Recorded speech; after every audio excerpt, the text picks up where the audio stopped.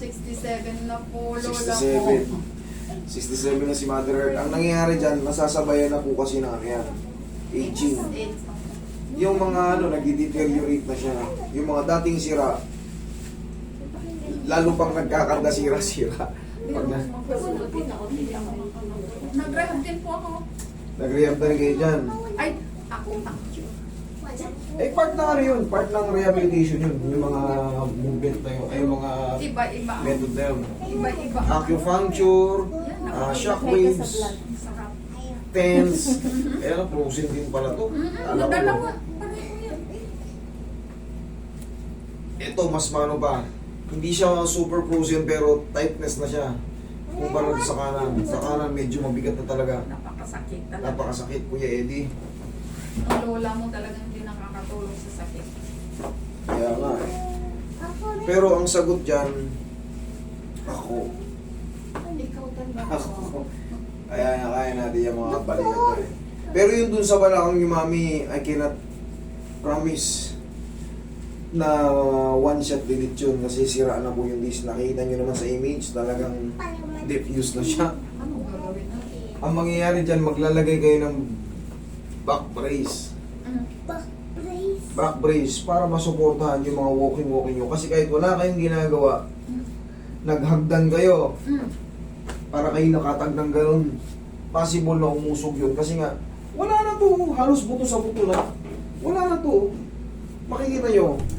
Halos wala na ngayon. Pag wala na kasi yung ganyan, mag-iingat kayo dahil simpleng kilos lang. Baka sumakit palakang nyo. Sakit na talaga. Yan naman. Wala, ano yung talamin? Relax. Mamaya masarap pag may powder. Sarap. Relax. Yun. Sarap. Wala tunog, di mo narinig. Oo, thank you, Lord. Daldal ka kasi daldal eh. Relax.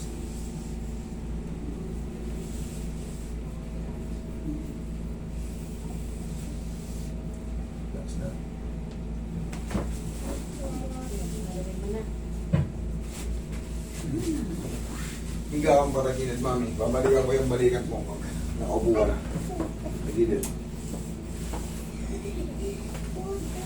Para may putik yan. Ay, nako. Alisog ka pa, ha? Sagot pa. Sagot talaga, oh. Talaga. Relax na, ha? Yung kabilang side.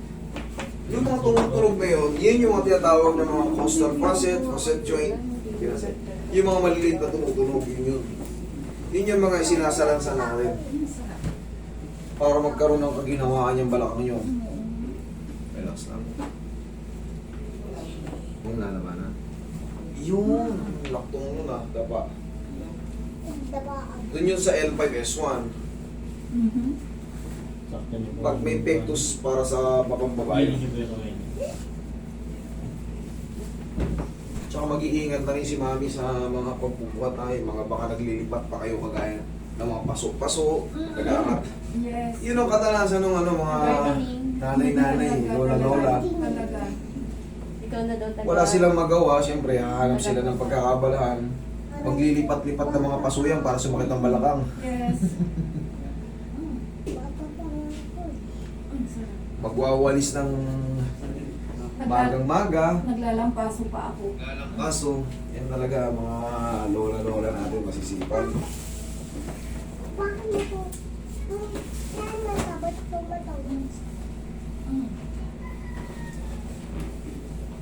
Ang sarap.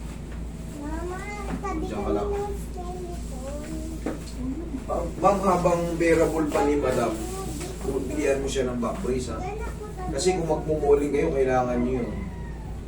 Kailangan nyo yun. Kasi huwag na kayo magtiwala dun sa ano na yun. Sa pansamantalang kaginawaan ni Mami. Yung balakang niya, sira ng sira, sira na.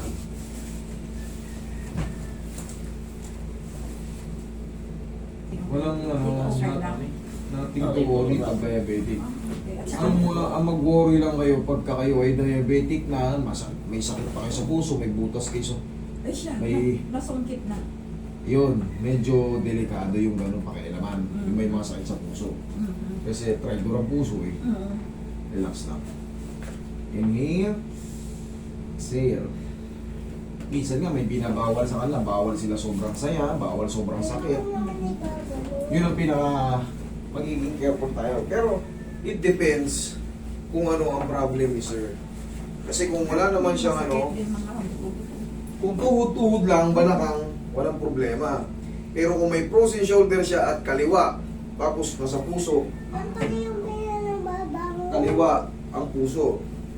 Pero magiging careful tayo. Tuhod lang ang kanya. Checking ko ulit. Kung tuhod ang problema, di mas safe. Kasi pag doon sa upper body, tapos may butas ka sa puso, or meron kang mga bara dyan, medyo hindi Na-angioplasty na siya. ano yan.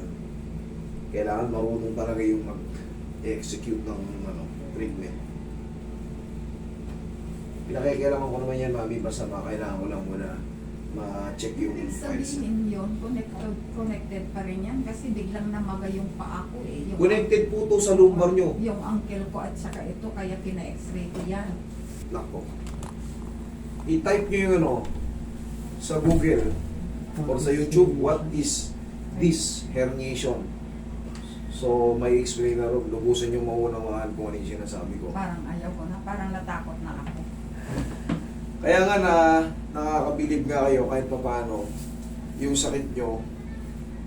Kaya nyo pa, bearable nyo pa. Yung iba, naku, lumpo-lumpo na dyan. Okay po kayo. Dahil sa tulong ng rehabilitation yung nag-rehab kayo, kahit pa paano hindi kayo nalumpo.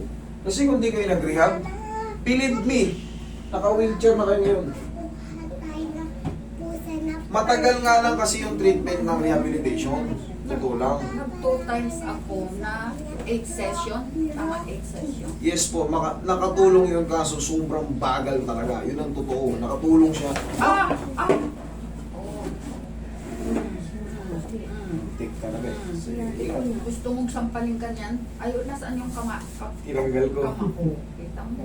Sumasabit sa damit eh. Tingnan mo, gumagalaw yan o. Tingnan mo.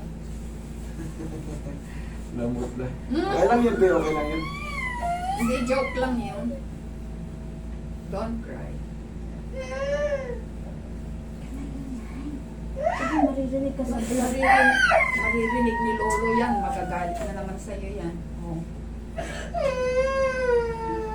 Salabasin ka na lang. Tama na po.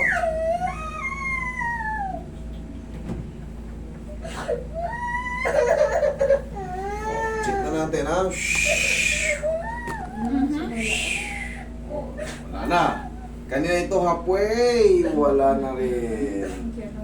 Thank you Lord. O, lakad kayo. Sige. Kailangan nyo lang mag-back brace ha. Ma'am, kailangan niya na rin ha. Sasabihin lang sa back. Oo, yung ganito kalapad. Sa yung back brace.